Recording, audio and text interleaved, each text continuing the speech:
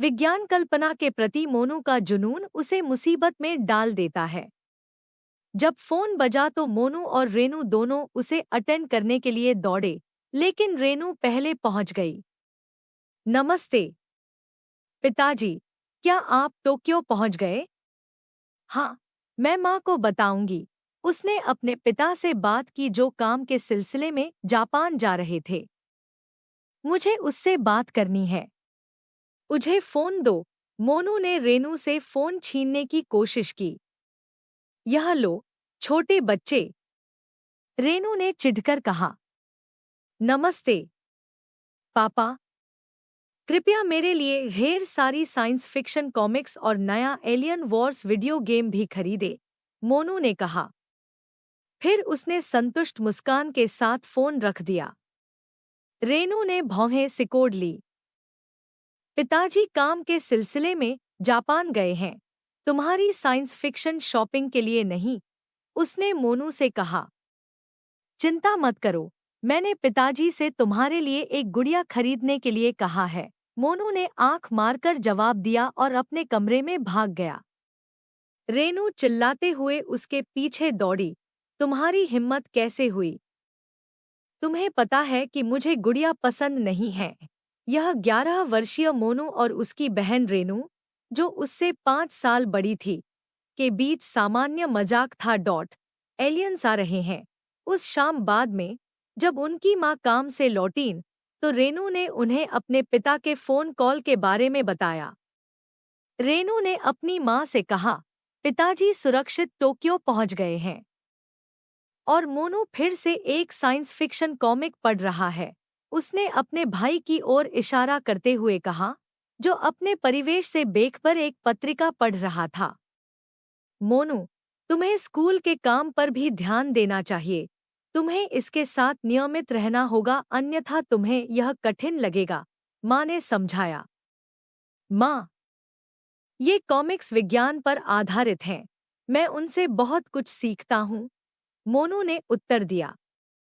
अगला दिन शनिवार था। माँ को अप्रत्याशित रूप से उनके कार्यालय से फोन आया और उन्हें जाना पड़ा। मेरी एक महत्वपूर्ण बैठक है। मैं शाम तक वापस आऊंगा। कृपया तब तक अपने भाई का ख्याल रखें, माँ ने रेनू से कहा। लेकिन माँ, मुझे आज अपने स्कूल के नाटक की रिहर्सल है, रेनू ने कहा। और मोनू खुद की देखभाल करने के लिए काफी बूढ़ा हो गया है। मैं नहीं चाहता कि आप उसे घर पर अकेला छोड़ें। कृपया अपना रिहर्सल रद्द करें और उसके साथ वहीं रहें, माँ ने कहा और बैठक के लिए चली गई। रेनू आगे पीछे चलने लगी। अचानक उसकी आंखें चमक उठीं। उसने अपने मोबाइल फोन पर एक नंबर डायल किया। नमस्ते वासु, सुनो, वह फोन पर फुसफुसाई। मोनू सतर्क हो गया। उसने सुनने की कोशिश की, लेकिन रेनू ने अपने कमरे का दरवाजा बंद कर लिया।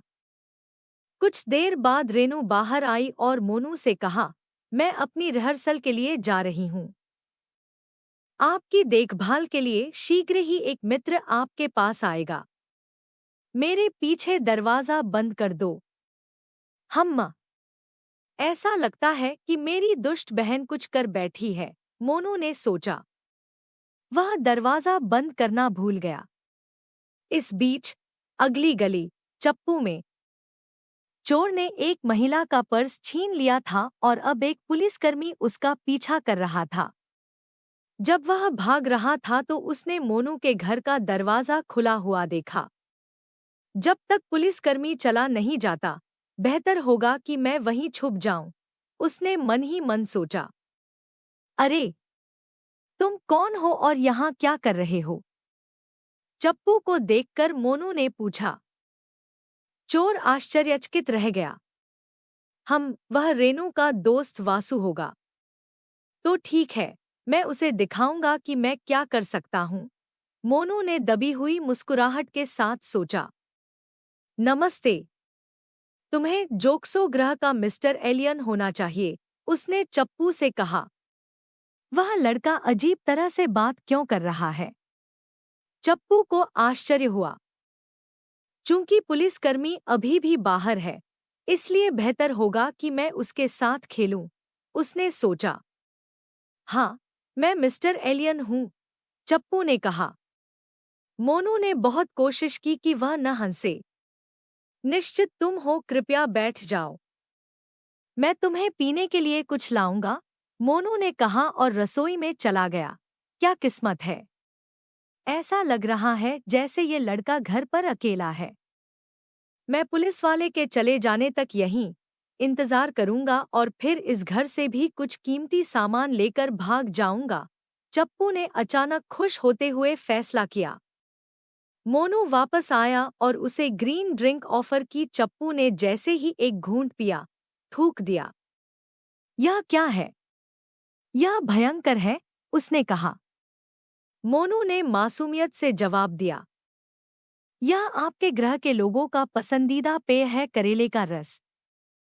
चलो, अब शर्माओ मत, पी लो। इतना कहकर मोनू ने चप्पू से पूरा गिलास खत्म करवा दिया।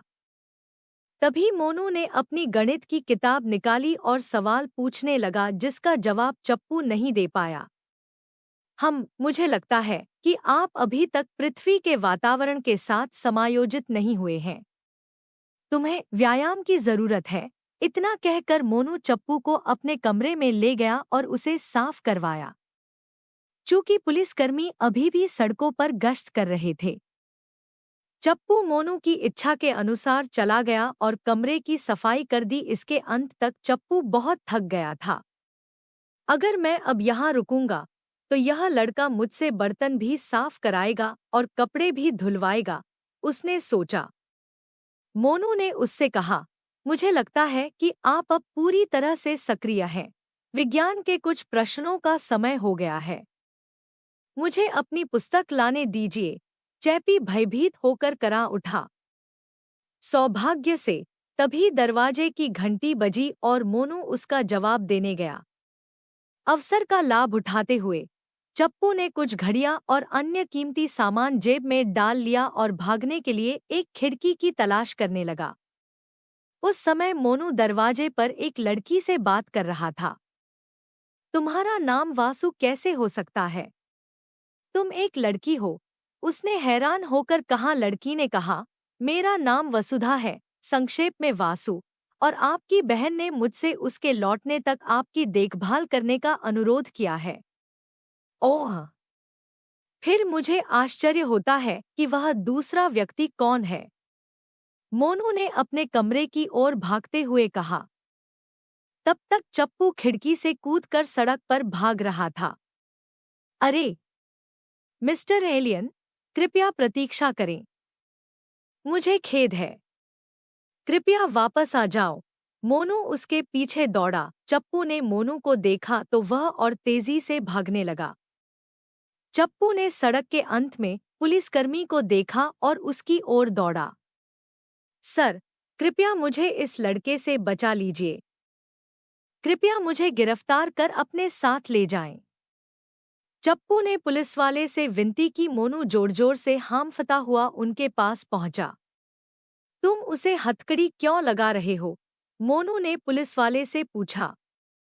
पुलिसकर्मी ने उत्तर दिया, क्योंकि वह एक कुख्यात चोर है और आपका धन्यवाद कि हमने उसे पकड़ लिया है। एक चोर? मोनू हैरान रह गया। हाँ, और मुझे लगता है कि ये आपकी हैं। पुलिसकर्मी ने मोनू के घर से चप्पू द्वारा चुराई गई चीजें सौंपते हुए कहा। कल पुलिस स्टेशन आएं और अपना नकद पुरस्कार ले लें। तब तक माँ और रेनू भी मौके पर पहुंच गए क्योंकि वे घर लौट आए थे और वासु ने उन्हें बताया था कि मोनू बाहर था।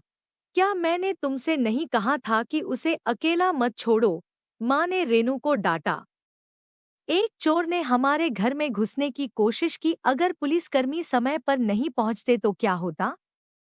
मोनू ने शांत अभिनय करने की कोशिश की। यह ठीक है, माँ। अब आपका एक बड़ा बेटा है। देखो मैंने कितनी चतुराई से चोर को संभाला।